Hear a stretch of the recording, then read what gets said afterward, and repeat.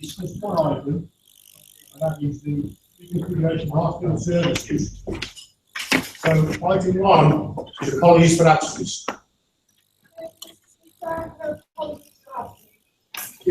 Declaration of interest.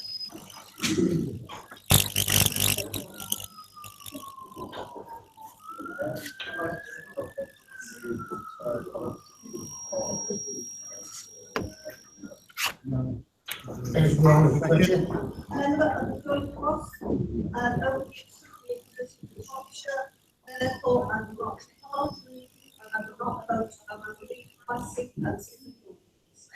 Thank you, Veronica. Any further? Just to echo that point, as joint chair of the HOS, I, on behalf of the monitoring officer, will not be speaking in the meeting. Thank you. Councillor Robson. Thank you, Mr. Speaker. Thank you for relation to the voice of the monitoring officer. I will not be speaking opposing the this today. Any other declaration of interest? No. Can I make it quite clear that those people who declared an interest on that ground will not be allowed to vote, will not be allowed to speak? They can't stop this debate because they need to know what's going on. Right. Item 3 then, the reconfiguration of hospital services, and Councillor Sean Davies will move the motion. Councillor Davies. Thank you, Mr. Speaker. First of all, can I start with some thank yous? Thank you to defend the NHS for all the work that that particular group is doing and for the efforts that they made to put together the march last Saturday, which I will refer to in a moment or two. Officers of the council who worked exceptionally hard over the last couple of weeks. The situation has been developing on an hour-by-hour basis, and their work is truly appreciated. And members of the council from all parts of the council chamber, of all parties, who emailed me privately and contacted and also joined meetings with me in order to take this issue forward. And the MP for Telford, Lucy Allen, for arranging a meeting at very short notice. I know that she's now taken this matter up with the Secretary of State for Health, which is unwelcome news.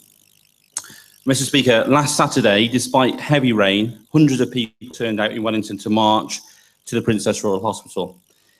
This march was a public demonstration of their feelings about the threat facing their hospitals. They didn't just come from Telford and Wrekin, they came from Shrewsbury, and they came all over of the county. And their message was very clear and very simple. Save our Princess Royal Hospital, save the Royal Shrewsbury Hospital, save Shropshire's NHS. And we heard from a member, a mother, a retired GP, and one of the organisers on the Saturday's event, all of whom spoke with experience, expertise, passion, and a real thirst for this issue. And they all agreed lives would be put at risk if this process takes place.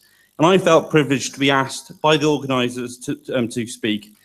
And I said many times that this simply does not make sense. It does not make sense to close the highly successful £28 million Women's and Children's Centre opened just 2 years ago.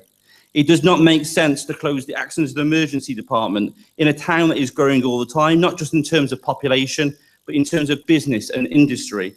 It does not make sense to think the size of Shropshire, and to borrow a fact from Jill George, 19 times the size of Birmingham does not require 2 A&Es. The whole decision-making process does not make sense either. And if it came to it, it would not make sense for one public authority, this council, who's had its budget cut by millions of pounds, to take on another public authority through the court. So I've been very clear in public that we want this to be dealt with in an open dialogue, constructive, and we don't want to end up in the courtroom. We want to end up in the meeting room. And that's why we called for a pause. Last Friday, Councillor Overton and I wrote to the Secretary of State for Health, Jeremy Hunt.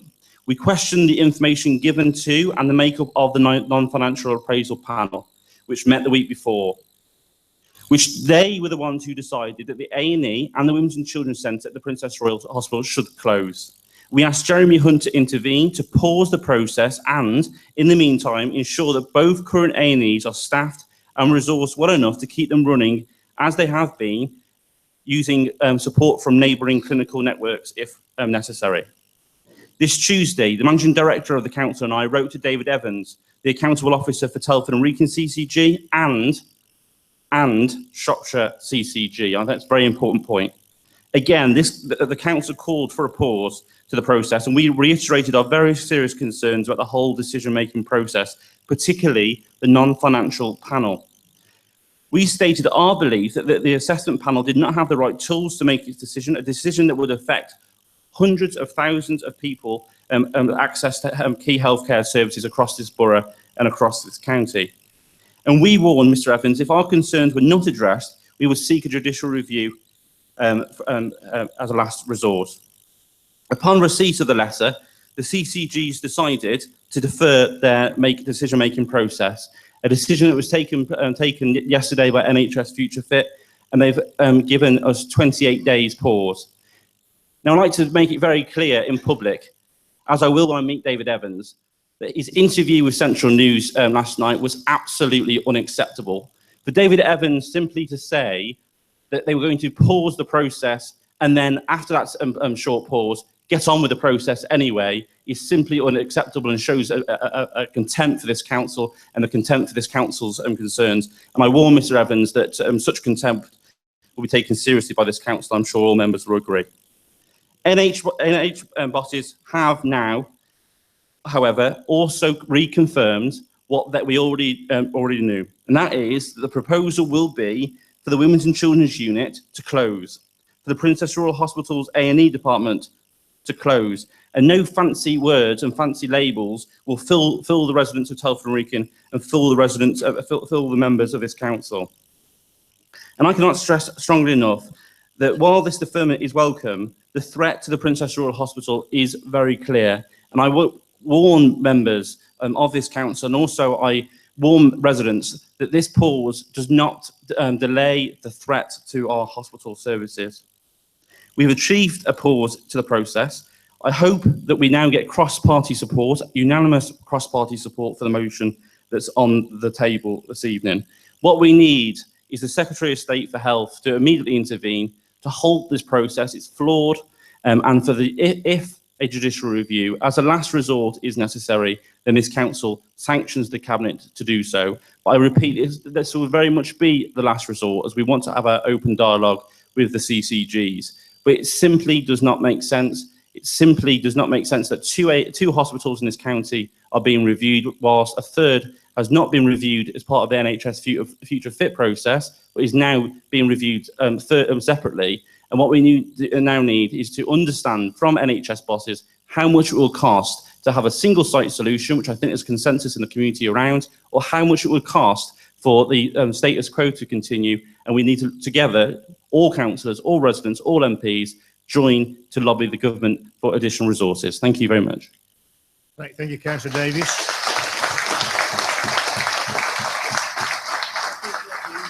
Councillor Reid, to second. Yes, thank you, Speaker. In the spirit of absolutely standing side by side on this important issue, I do second the motion before us tonight and reserve my right to speak later on in the debate. Thank you, Councillor Reid. Councillor Bill Tomlinson.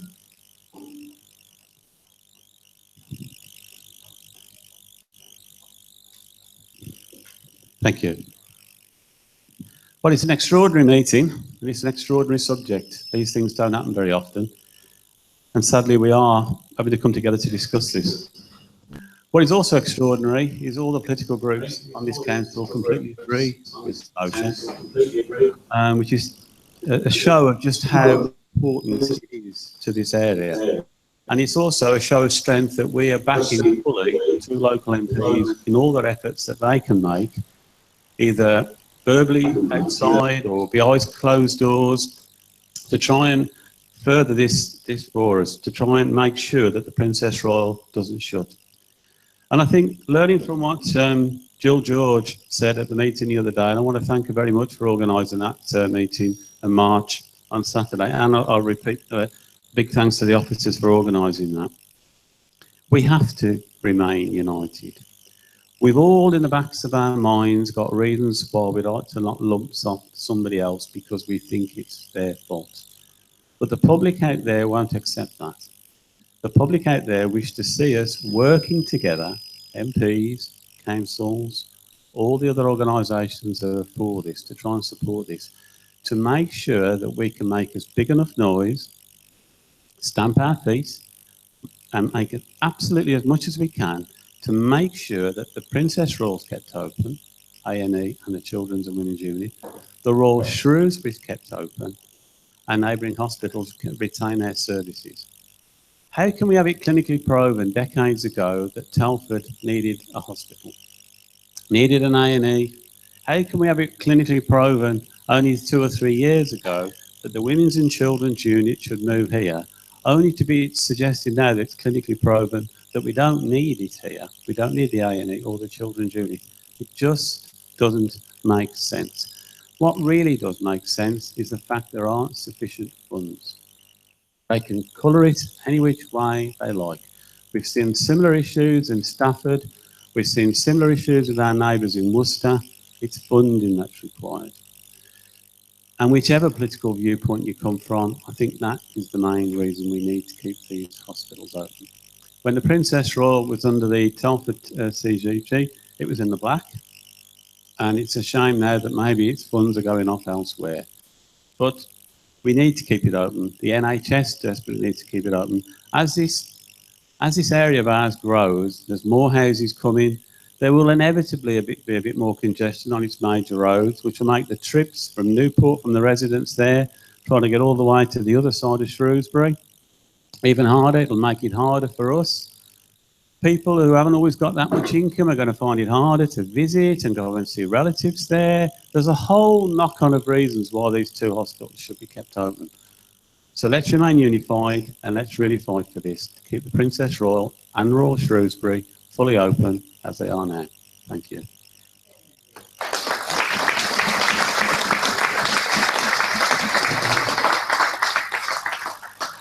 Thank you, Bill. The previous leader, Councillor Sahota.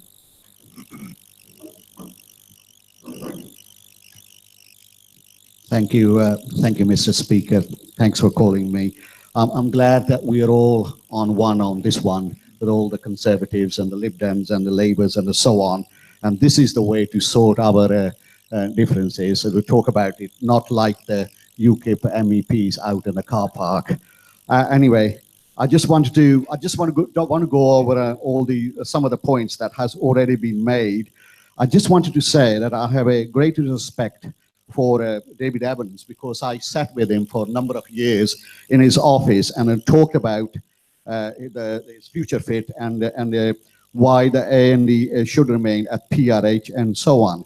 And then in today's paper, Mr. Speaker, I think I got to quote that. I got to quote it in case I get it wrong. And he said, where's the paper?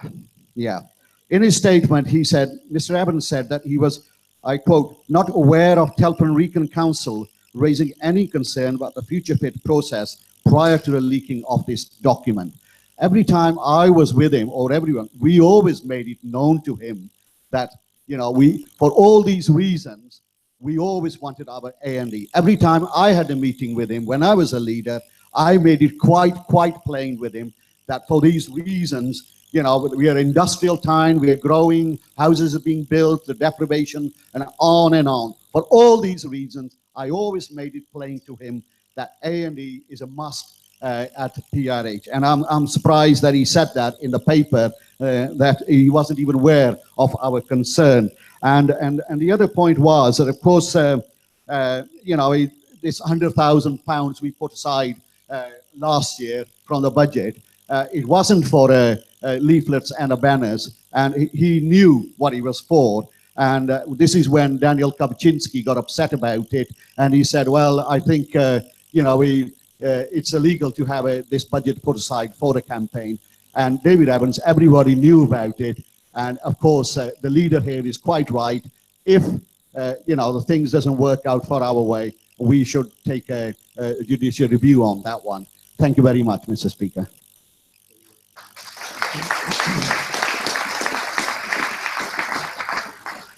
Councillor Gilly Reynolds.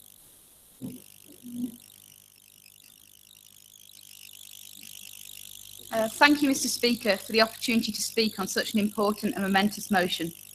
I was compelled to speak today in order to share a moving story and an emotional plea from a local family. Mia wanted to share her story as soon as she heard about the devastating news about our hospital services.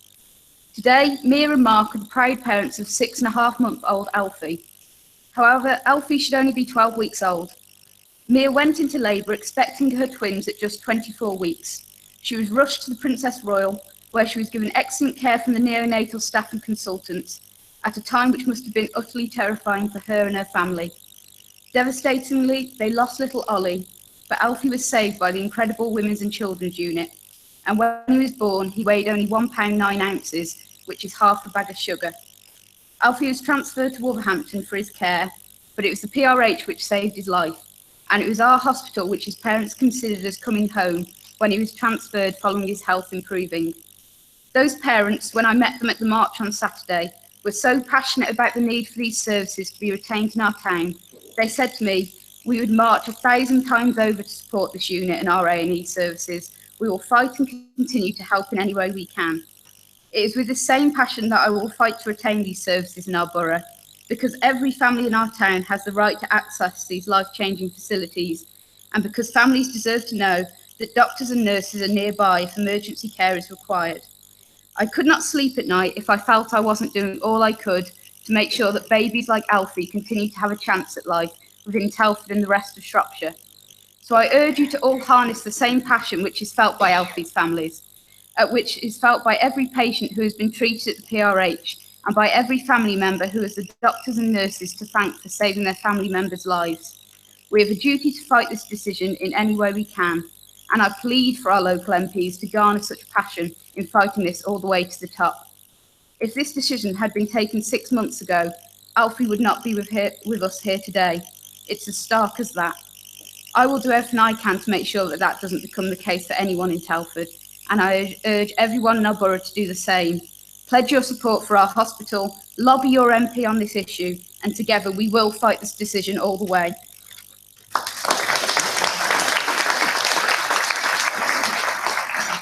Councillor Tim Nelson.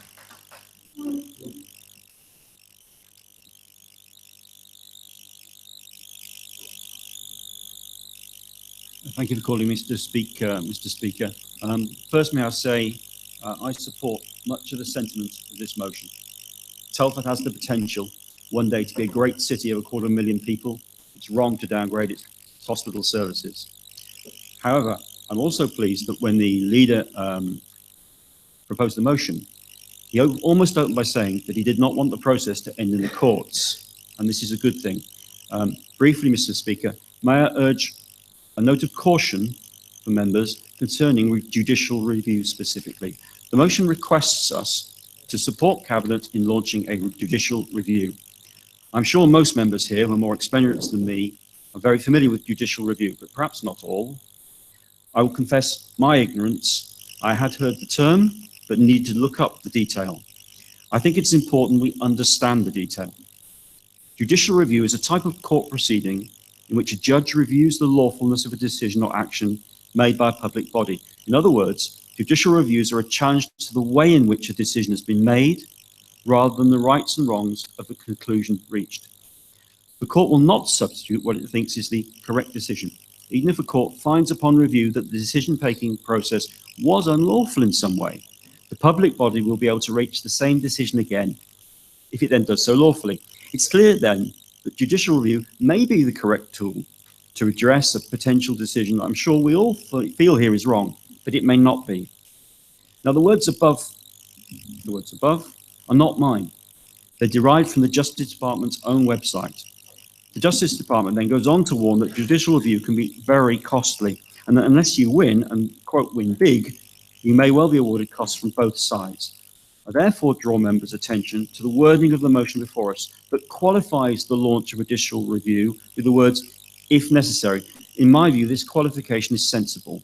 I would ask that, A, that Cabinet think long and hard before they launch a measure that may not be effective and will almost certainly be painfully expensive, and that B, it might be wise for Cabinet, should they minded to launch judicial review, to consult again with this chamber first. Thank you, Mr. Speaker.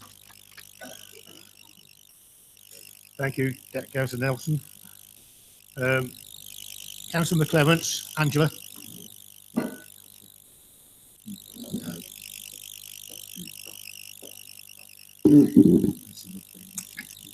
Thank you, Mr. Speaker. I 100% and more support this motion here tonight. Together with many of my colleagues here tonight, I've campaigned over many years to preserve our hospital services at the PRH. And I remember the first time I met a very young 17-year-old Councillor Overton many years ago when he made a passionate speech in front of a packed meeting about our local hospital at the PRH. And he will be here tonight, I'm sure, doing the same. Why? Because like me, and I know everyone in this room tonight, he believes that we need 2 properly resourced and fully functioning A&Es at both hospitals, and as important, the retention of our women and children's unit at PRH. I heard so many endearing and emotional stories from young families who were on the march on Saturday on how this centre saved their baby's or child's life. And Julie has given one experience, a little Alfie, and how they were grateful to the fantastic doctors and nurses providing the wonderful support in a fantastic new purpose-built building. On a personal basis, my lovely granddaughter Millie was rushed into that very unit in March, gasping for every breath, and our family will always be eternally grateful for the unbelievable support she received. Members, everyone is saying it.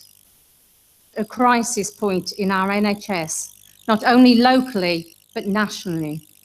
This is the time for all of us to work together, our communities, business, this council, and also for our 2 MPs to work with us to demand that Jeremy Hunts puts an immediate stop to this madness, that he understands and listens to the needs of the people of Telford and Wrekin and Shropshire, and immediately stops this illogical, weak, and I have to say, bias plan so we can have a decent and efficient health service we all so desperately need and deserve. Thank you.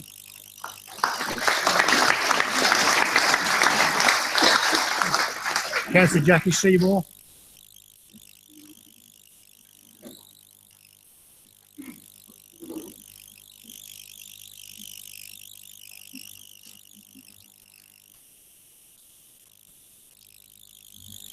Mr. Speaker, I do agree with the point that it would be a fundamental and ludicrous mistake for any consideration to be given to move the brand new Women and Children's Unit at PRH back to Shrewsbury after just 2 years.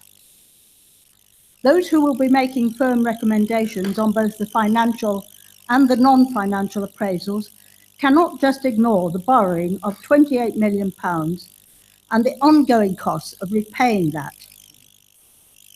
I believe, in the view of the current extremely difficult financial circumstances of both SAF and the Shropshire CCG, this is an option which should not receive more than a cursory consideration. If the location of that unit is then deemed clinically essential to the decision as to where the future emergency unit should be sited, then the present location is the basis on which that judgment must be made. However, I think the rest of this motion is jumping the gun, and it has now resulted in a real mess with further delays in sorting out this problem.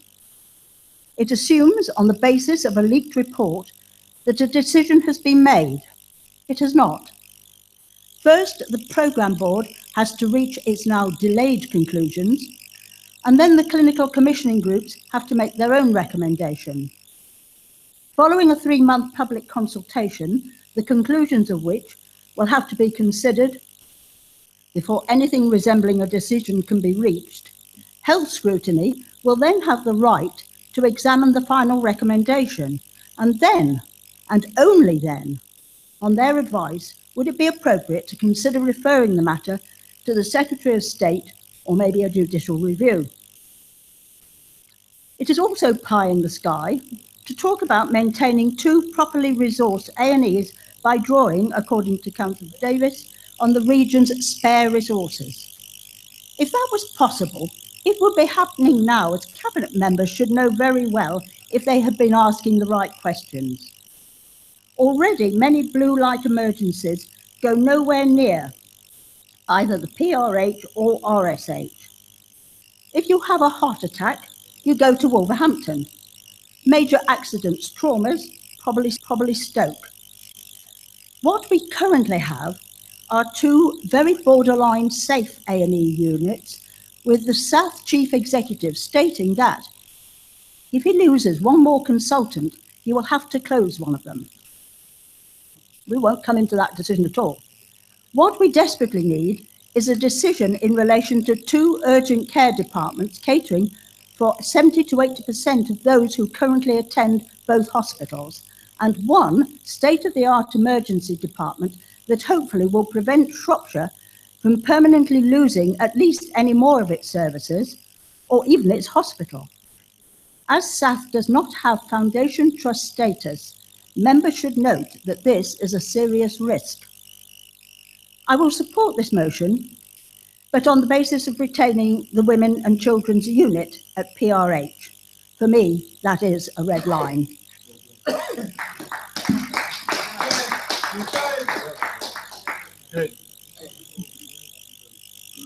Councillor Arnold England.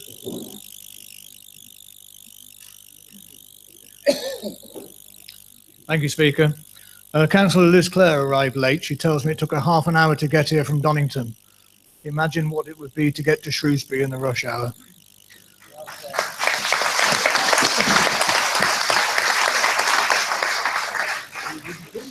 In the early 1980s, the people of Telford and Wrekin made out the case to government for a district general hospital for Telford. We won the argument based on a developing new town with rapidly rising population and families and increased industrial base. Now, 35 years later, the population has increased by over 40% to 173,000, projected to rise to nearly 200,000. The older population has increased by 113%. Over 85s has increased by 357%. And the number of people working in the borough has increased by 88%. If ever there was a case that we won then, we should win now. Future Fit is dealing with today's problems in the NHS caused by their failure to manage resources, and therefore they want to close our A&E. They're using a sticking plaster rather than managing the illness.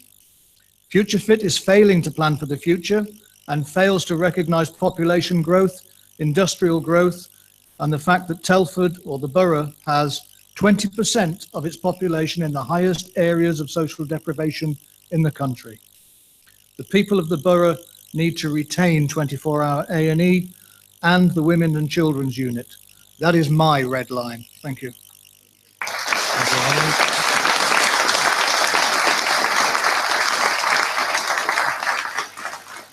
Councillor Richard Overton. Thank you, Mr. Speaker, and thank you, Andrew McClement. Last year, we talked about the waste of money Future Fit had cost £2 million and no proposals. And why? Because it failed to look at the affordability of what it was suggesting, something we had argued about from the onset. And now, 1 year later, and probably another £1 million spent, we have the ludicrous idea that the preferred option is to close the A&E here in Telford and also move the fantastic £28 million 2-year-old Women's and Children's Centre to Shrewsbury. This is the economics of the madhouse. It is also not right that a growing town like Telford will not have a fully functional hospital. We have a younger population than that of Shropshire and require a Women's and Children's Unit. The facts are there for all to see. I believe Future Fit has always been flawed. It has always started at the acute end of emergency care instead of focusing on our communities, treatment and care closer to home.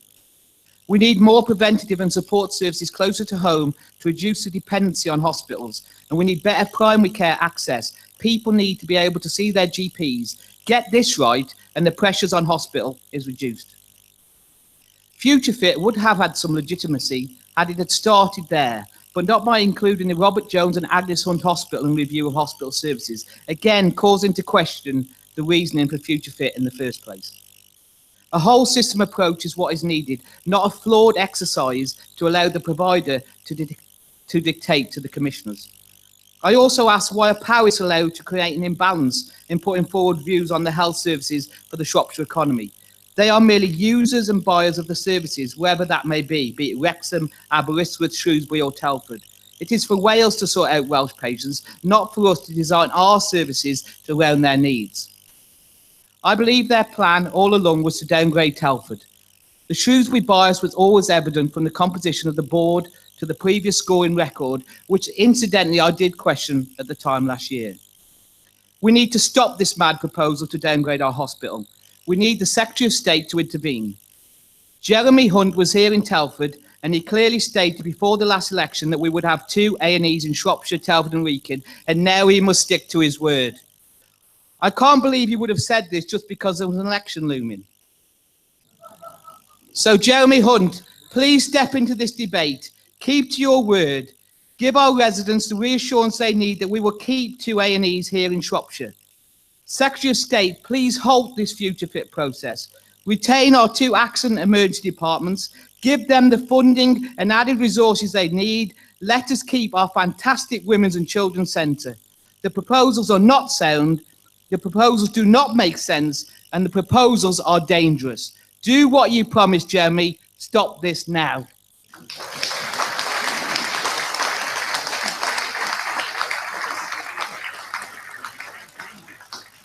Councillor Lowry.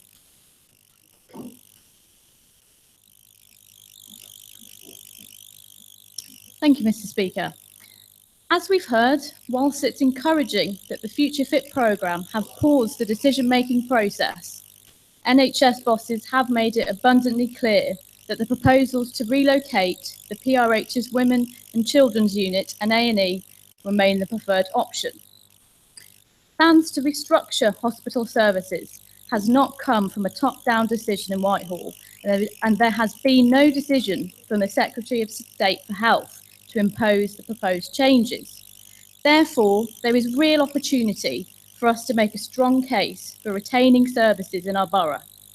Whilst I appreciate the efforts that are being made by the leader to campaign on retaining our services at PRH, I'm concerned that the further delays and the threats of legal action will not serve or assist us in winning this fight, as it is not informing the debate nor the evidence that will ultimately influence the decision. Therefore, I ask for reassurance on what submissions, what lobbying, what evidence are Telford and Wrekin Council presenting to the CCG or the SAF board to put our case forward.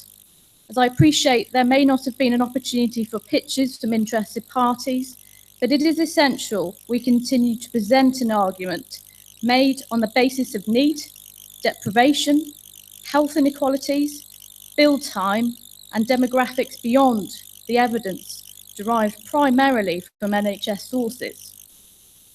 Strong evidence-based case that will clearly and objectively set out the facts that will enable us to ensure we retain our healthcare provision in Telford and Wrekin. It is beyond comprehension why you would propose to relocate the Women and Children's Unit. Not simply because the unit only opened 2 years ago, but it also cost the taxpayer 28 million. And as we know, Telford and Wrekin has the largest, youngest population in the county. Our young children need to access 24-hour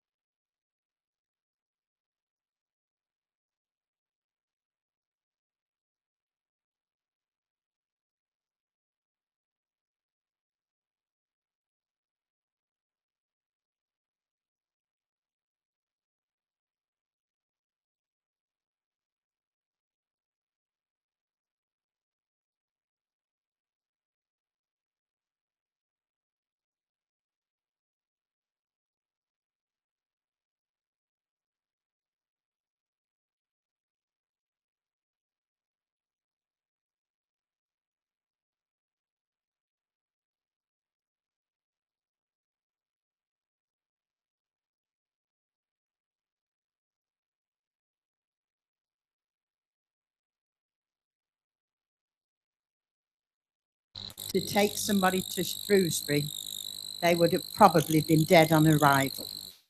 Serious time to get from Donington to here. The traffic was horrendous.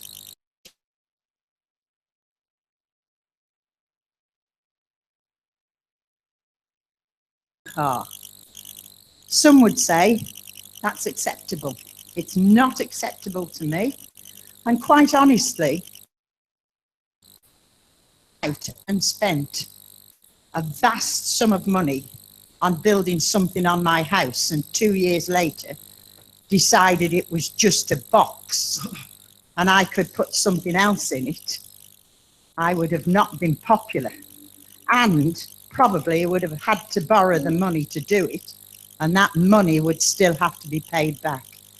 This is the most serious situation facing this borough that's been for a long time.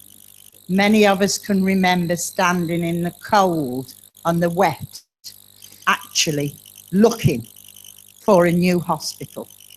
We sacrificed our community hospitals to have something that was far bigger, far better. And it is. I think we'd still like the community hospitals, which Shrewsbury have got, dotted about the rural areas. We need to keep the women and children's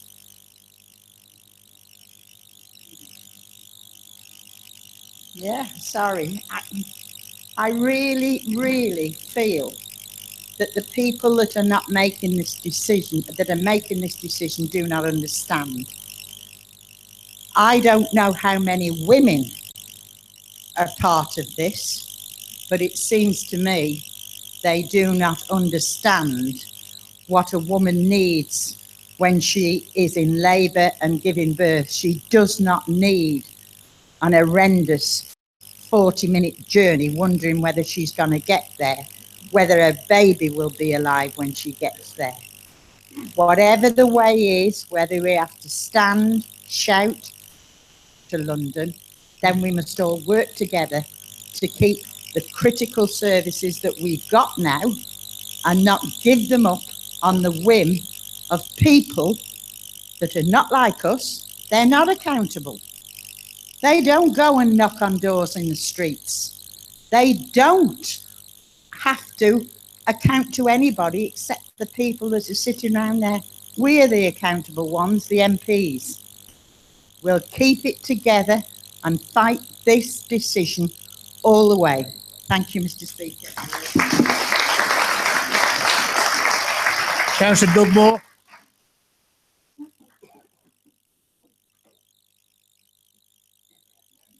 Yeah, thank you, Mr. Speaker. Right, the announcement by Future Fit recommending that the Accident and Emergency Department at Telford be closed is quite frankly ludicrous. This decision gives an insight into the flaws in the decision-making process and an indication as to why the NHS continues to have funding issues despite receiving record levels of investment. This decision has been taken by a faceless committee whose members hide behind the anonymity of their position. For what limited information has been released, there are questions over the quality of the information they've had to consider, and so an objective decision is unlikely in such circumstances. This recommendation, to my mind, was a bit of a foregone conclusion, which really this council should have anticipated, because we're now a bit on the back foot on this decision. This decision is quite frankly madness, as I said before. At least £28 million it will cost if the children and women and children's centre moves. Future Fit are happy to write off this cost, even though it was only it seemed like a good idea only 2 years ago. That is £28 million that could have been spent on doctors, nurses, life-saving and life-changing treatments. How can such money be wasted? And then in the next breath, they'll be complaining to saying that they haven't got enough funds. That's just hypocrisy. It will be interesting to see if the figures, statistics and clinical data is manipulated and massaged to give the required legitimacy to this decision. and they've now got an extra 4 weeks in which to do this. Could they not come to this council, or at least brief us and explain how this decision has come about? Mr. Speaker, if you were an NHS planner and you were starting with a blank sheet of paper and you had a town of 71,000 residents and 15 miles away a town of 160,000 residents, where would you look to base services? Yes, I want to keep A&E in both towns, but if there can only be one in the county, then logic dictates it has to be here in Telford. Mr. Speaker, services should be based where most people will benefit from it. And we mustn't forget that Telford is nearer to the major trauma centres and the regional specialist units than Shrewsbury is. So it would be madness to go even further away from these specialist centres. I agree, A&E services on both sites is preferable, but if there has to be a single site, then putting emotion to one side, looking at the facts, and yes, accepting the financial cost, Telford is the obvious location, and I am sure that a judicial review would agree with that. At least if we did have to go to a judicial review, well then at least all parties would be reassured that the decision-making process was conducted correctly and fairly without bias. I support the motion.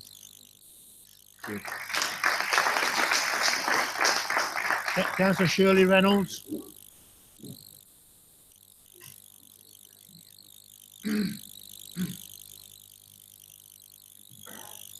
Thank you, Mr. Speaker. I feel I can't speak tonight without commenting on the hard work and dedication of our NHS staff, which is fantastic. And to even be considering cutting one of the A&E departments in our county is unbelievable. Ordinary hard-working families in Telford will be hit very hard by this proposed closure, and lives will be put at risk. I have a friend whose grandson Eddie would be just one of those whose life would have been put at risk. He was born with many complications at the PRH, and if it was not for the fantastic care and attention he received so quickly at our woman and baby unit, he would not have been diagnosed and treated for cerebral palsy so quickly, and it would have caused even more life-threatening issues. He is just one of many children whose lives would have been put at risk. And I can't even begin to imagine the pain and suffering of a parent whose child needs urgent care and knowing that that help may not be there. Our services should not be under threat. We desperately need proper planning and investment in the NHS, not cutting even more services and reducing further the A&E capacity, especially in a growing town like Telford. Our population warrants 24-hour, 7-day-a-week full A&E provision. Our county should not lose either of its A&E services. I have had a personal 40-minute blue light journey to Shrewsbury with my child's life at risk when I was in labour. I would not want to put any other woman through what I had to go through unnecessarily. This government should be investing in our NHS. The government has a choice about how they treat those in need in our society. Monies should be invested in the health service. It should be improving the A&E service for everybody, not wasting 28 million, closing a superb facility in Telford after only 2 years. This is the front line of our NHS when it is in crisis. I urge the government and Theresa May to halt the plans to close the 24 A&E together with the Women and Children's Centre in Telford. This will only add further to the current crisis in the NHS. This administration is committed to protecting the women and children's and A&E facilities at the Princess Royal residence, and we will fight to protect these services together with the services at the Royal Shrewsbury Hospital because our county needs both A&Es. Telford has a growing population and our service should not be downgraded. The PRH deserves its full service, as does Shrewsbury. This isn't about politics, but I am wondering whether that is evident from the lack of our parliamentary support both on Saturday and tonight. It's about patients, doctors, real people, and I urge all members of the chamber to support the motion.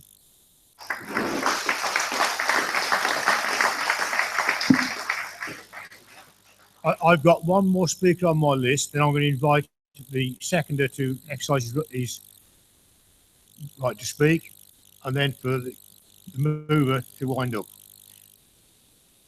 Minor.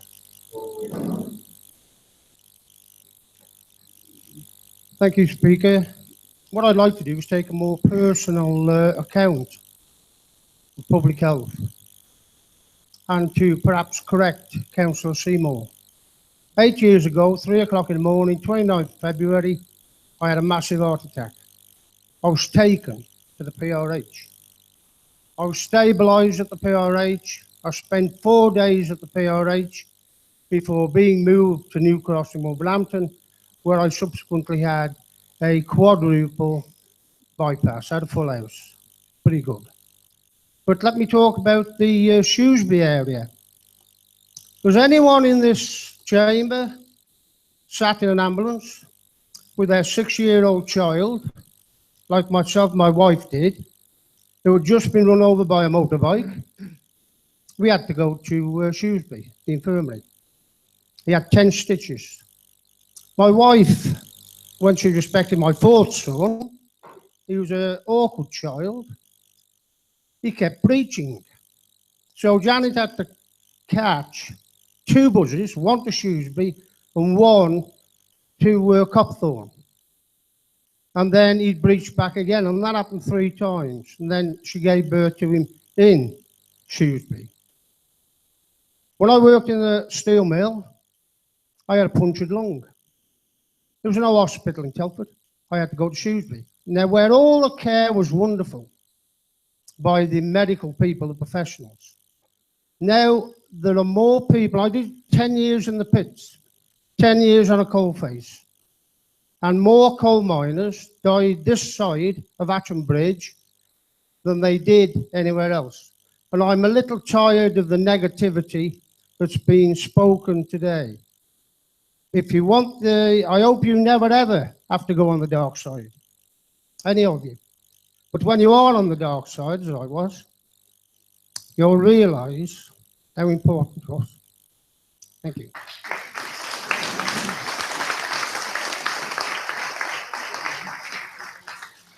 Councillor Reid.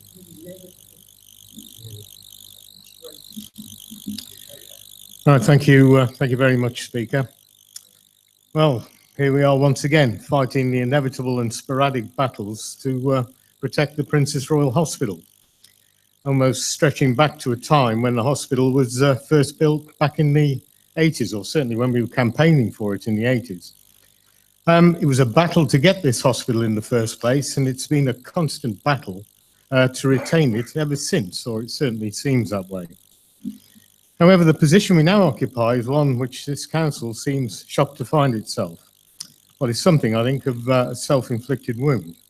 I have to say I was never comfortable with the recent so-called under-the-radar campaign adopted by this council to protect PRH services. It was a campaign put in place by the previous council leader and continued by the present leader, seemingly in return for soothing voices, reassuring us that all would be well for the PRH. In expressing complete surprise to the recent turn of events, it's quite clear that we have been completely wrong-footed and led down the garden path regarding the real situation over the planned configuration of hospital services in the county. To believe those siren voices was naive at best and has left us on the back foot.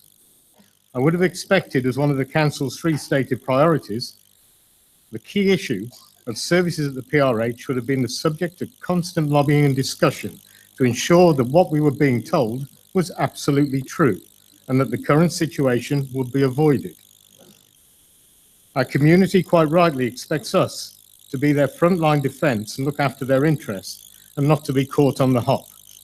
However, Speaker, we are where we are and now face a stiff battle to protect our future hospital provision for the borough and our surrounding communities.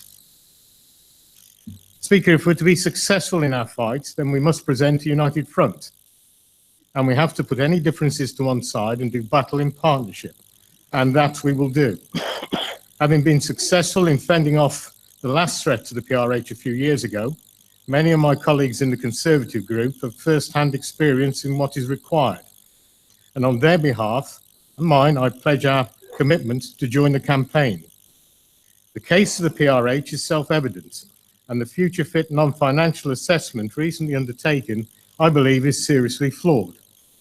It is based on misleading assessments of the PRH and RSH hospital catchment areas, and as a consequence, unfairly loaded with a contingent from Paris.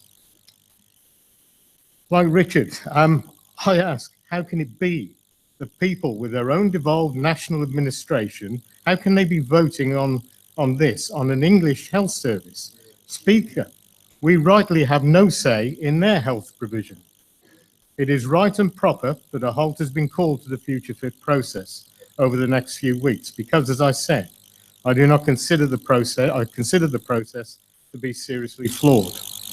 Perhaps this will allow the type of constructive conversations to take place, which perhaps should have been happening much earlier. And as Councillor Davies said, and dealt with in an open dialogue. I think that's extremely important. This whole process has so far been a complete and utter farce, which has cost the local health service over £3 million, which should have been spent on health provision. How on earth can anybody justify installing a women's and children's unit at the PRH just 2 years ago at the cost of 28 million and now talk about ripping it out? It is madness.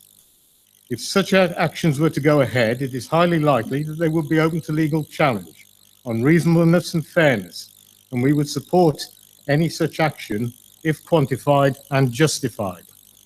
That is to say, we're not underwriting a blank cheque for such action, certainly at times of financial stringency at the council itself, where we are finding budgets difficult.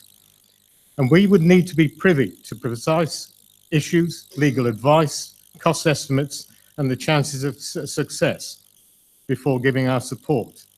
But if we have to fight, then fight we must, as despite hoping that the provision of all health services would be made in an equitable and even-handed manner, I've been around long enough to know that this is not always the case. And if that proves to be the case here, and I suspect it may well be, such a situation will quickly become evident. And I say to those involved that we will fight you all the way, and we will fight you at every turn. Thank you, Speaker. Thank you, Andrew. Councillor Sean Davies to wind up the debate. Yeah, thank you, Mr. Speaker. I think it's been a really good debate. I welcome people's contributions, and rather than saying some more, I just want to summarise a little bit about what people are saying and have some comments. I would like to welcome Councillor Bill Tomlinson's support. I think you're completely right. We need to work together cross-party. There is no room for party politics in this issue. It's far more important than that. And as we've heard from a number of people, including Gilly, with little Alfie's case, this is about people's lives and the people's lives that we must always remember.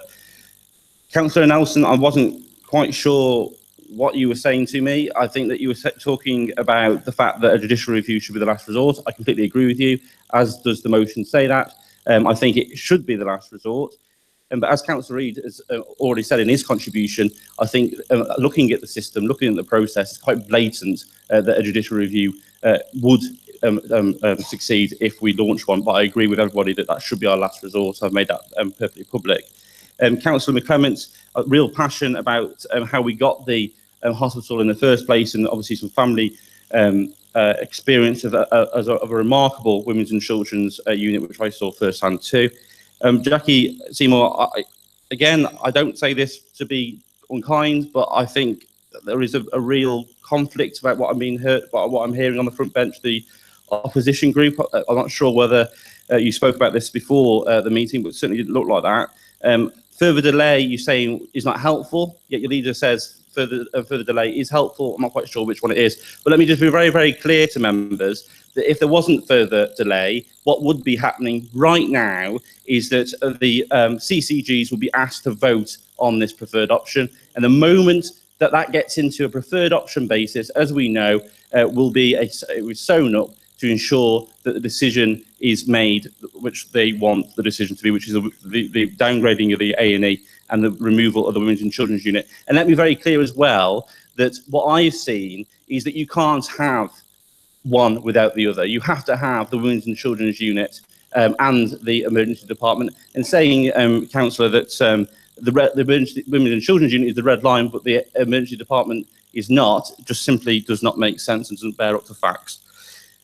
Arnold, I think, was one of many people in this room. I wasn't, because I was born 30 years ago, but one of the many people in this room that was there lobbying for the hospital in the first place. And as Andrew says, it's been a constant battle to keep it ever since. Councillor Overton also talking about the fact that we did have assurances. We had assurances from the Health Secretary 12 months ago, Jeremy Hunt in Telford, saying, don't be so silly, don't scaremonger.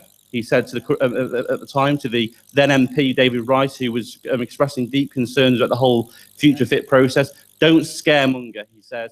There will always be 2 A&Es in Shropshire, one in Telford and one in Shrewsbury. Now, I might be criticised for many things, but I think having a reliance on the person who runs the show in London, Jeremy Hunt, the Health Secretary, shouldn't be seen as a weakness. It should be seen as a strength that we believed what Jeremy Hunt said.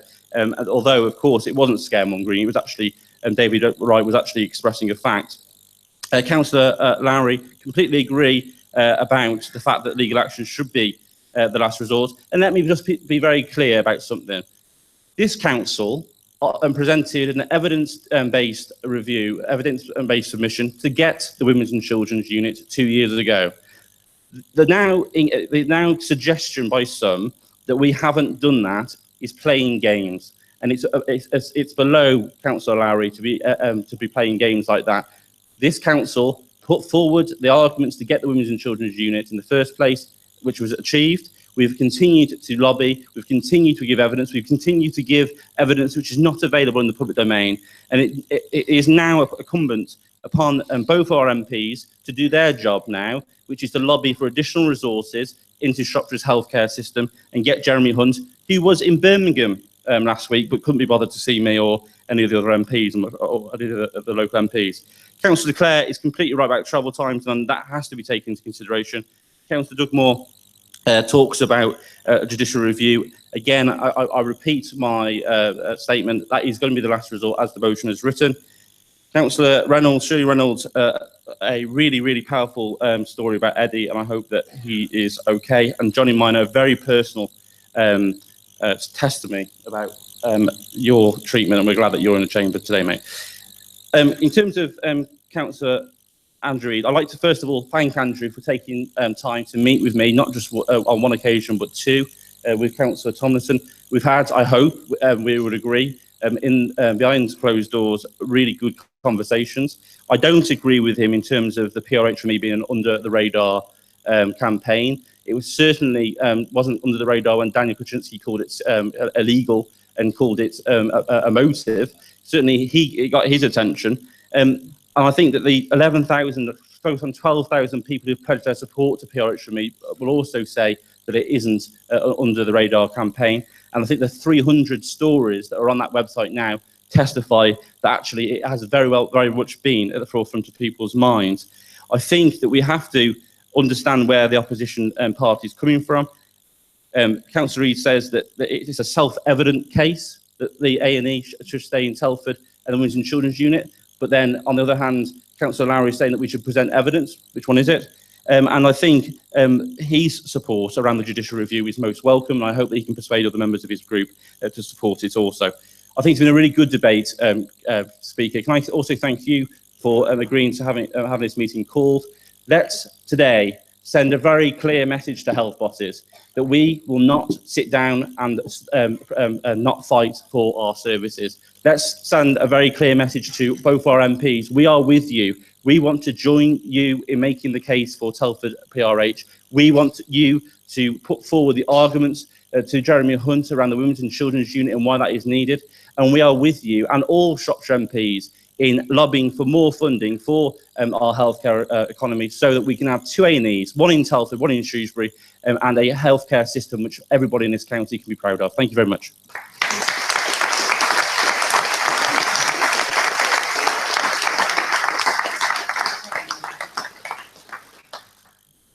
Right, the motion is before you. All those in favour, please show. Is anybody against? Nearly cool. Any abstentions? Well, obviously, you're not allowed to vote. I've got you down not as a non-vote anyway. You can't abstain. You're not in the meeting, councillor. Okay. So that is unanimous. Thank you all for constructive debate. And it's taken the hour, and we've had 16 speakers, which is nearly a third of the full council. Thank you. Have a safe journey home.